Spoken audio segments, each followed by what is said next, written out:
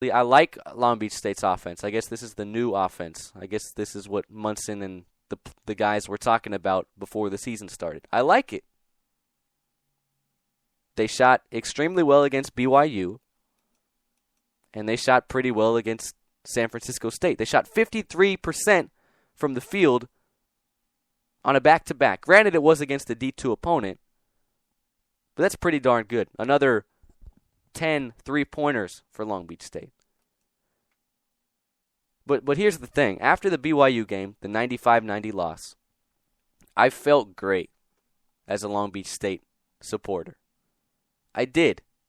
Because there is no way possible, in my mind, that Long Beach State had a shot opening on the road at BYU.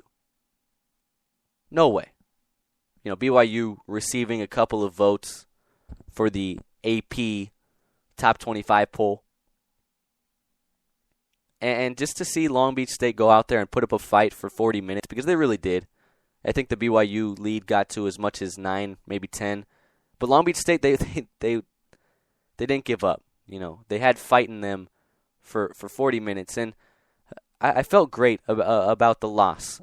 You know, I know it's kind of like a moral victory, and you know, we've kind of, as Long Beach State fans, we've gotten away from that. We've tried to get away from that because if you remember, you know, of course Munson, he's always scheduled extremely tough in the non-conference slate, and when it was the Fab Four, and I'm not talking about the current four freshmen, I'm talking about the Fab Four: Casper, Larry, Eugene, and TJ. In that senior season for them, the year that Long Beach State went to the NCAA tournament, it wasn't about competing in the games against the big-time opponents anymore. It was about winning them.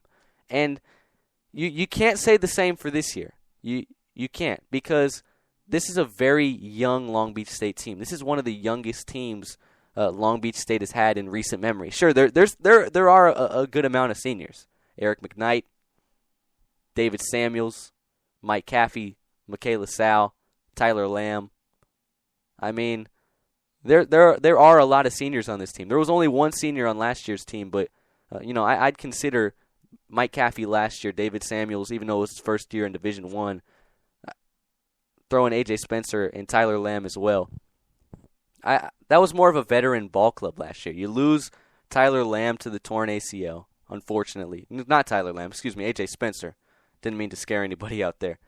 AJ Spencer to the torn ACL. And, you know, it's good that he's coming back next season. But, I mean, you lose another kind of vocal leader out there like that. So, basically what I'm trying to get to, you know, you can just eliminate anything I just said in the last 30 seconds. Basically what I'm trying to get to is the fact that Long Beach State, they're not expected. I don't expect them to go out there and rack up a plethora of upset victories. I don't. Would it be nice to see? Is it possible? Yes. But this is a team with 1, 2, 3, 4. Jack Williams, Temadiao Yusuf, Deontay North, Justin Bibbins. 4 freshmen that will be seeing significant minutes, or at least it looks like that through 2 games. They'll be seeing significant minutes this season against, you know, some of the top teams in the country.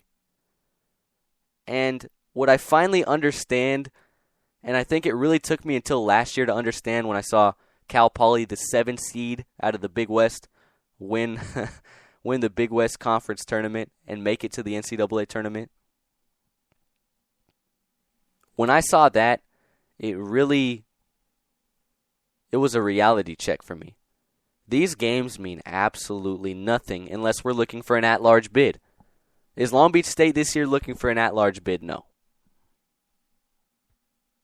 Maybe UC Irvine or UCSB potentially looking at one. Maybe. Long shot. But is Long Beach State? No. The only way the 49ers are going to make it to the NCAA tournament this season is if they win 3 games in 3 nights at the Honda Center in March. Sounds easy, right? Long Beach State, 95-90 loss against BYU. 10-point win against San Francisco State. 74-69 64. First time I've felt better about a loss than I have about a win. I was fairly disappointed walking out of the Walter Pyramid Saturday evening. And it wasn't because of the video board. That thing was awesome. That is going to help with recruiting a lot, and I think it already has. But now that thing is up and running, that's huge for Long Beach State moving forward. Recruiting-wise and just bringing in attendance. I expect another packed house on Friday against K-State. I expect, a packed house against Nevada. Because I think the students will still be in session. So hopefully if they are, they all come out and rep the black and gold and watch instant replays, something that I had to kind of double take at on Saturday. Something I'm not used to seeing at Long Beach State. As much as I love the board, though, it's still not as good, in my opinion, as having a big scoreboard with videos on 4 sides drop from the center.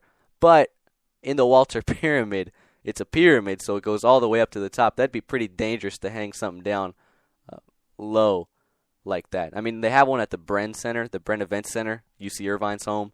They have it, obviously, in all the NBA arenas, most of the premier college basketball arenas. So for what Long Beach State has to work with in the Walter Pyramid, I think that was the best available way of getting an awesome scoreboard. And they certainly did that.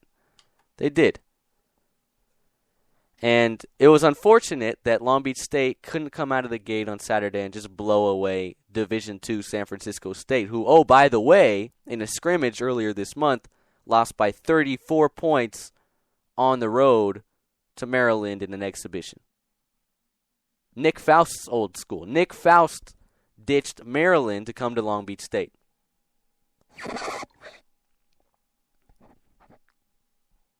Am I trying to say that Nick Faust didn't make the right decision? No, I'm not trying to say that. But what I am kind of getting to here is a little bit disappointed.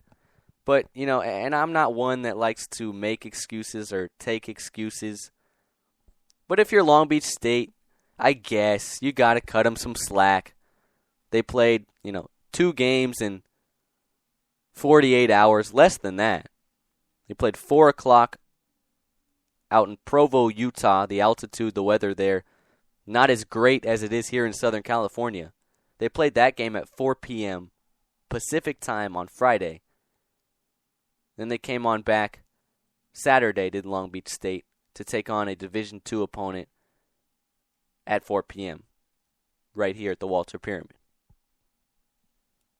Now, I can understand, it's tough coming off of a hard-fought loss where you really battled 48 minutes, like I said, against, not 48 minutes, this isn't the NBA.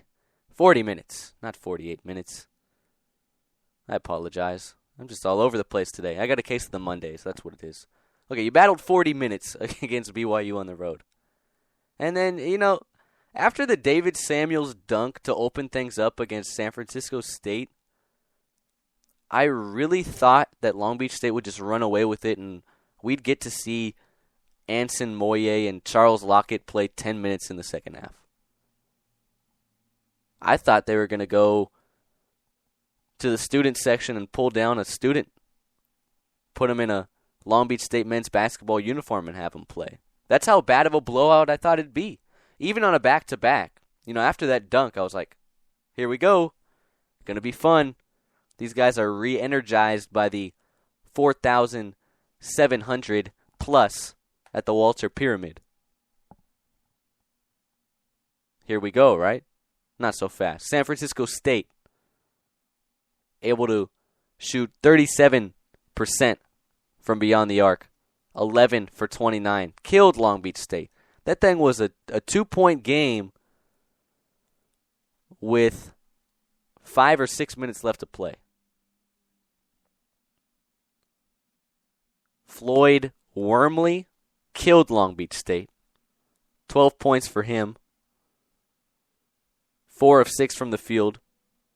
Made his only 3-point attempt. Only played 25 minutes. San Francisco State, for them, you got to realize that coming into the house of a Division I opponent, Long Beach State in this case, with a packed crowd like it was at the Walter Pyramid, fantastic atmosphere, you got to realize that to them, that's like the equivalent of Long Beach State traveling to, say, Duke or Kansas. It really is, because you're not going in there, expecting to pull the upset. Nobody's giving you a shot. You're a Division II opponent. Kind of like no one would give a shot to Long Beach State this year to go into Kansas or Duke and knock off either the Jayhawks or Blue Devils. Of course, Long Beach State, back in 1995, they knocked off Kansas. And then a couple years ago, they gave the Jayhawks a run for their money. But this is this year. This isn't 1995. This is 2014. This isn't a team led by Casper Ware to go along with, James Ennis, who, by the way, started for the Miami Heat a couple of nights ago. Don't forget TJ Robinson, the best rebounder in Long Beach State history, to go along with LAX Larry Anderson, who played in the D-League last year, and Eugene Phelps as well, who's been playing professionally overseas since graduating from Long Beach State. So for San Francisco State, they're not expected to compete in this game. Yet, they come out fired up. You see them going nuts on their bench every time they made a shot. It was almost like, what Long Beach State was feeling the night before at BYU.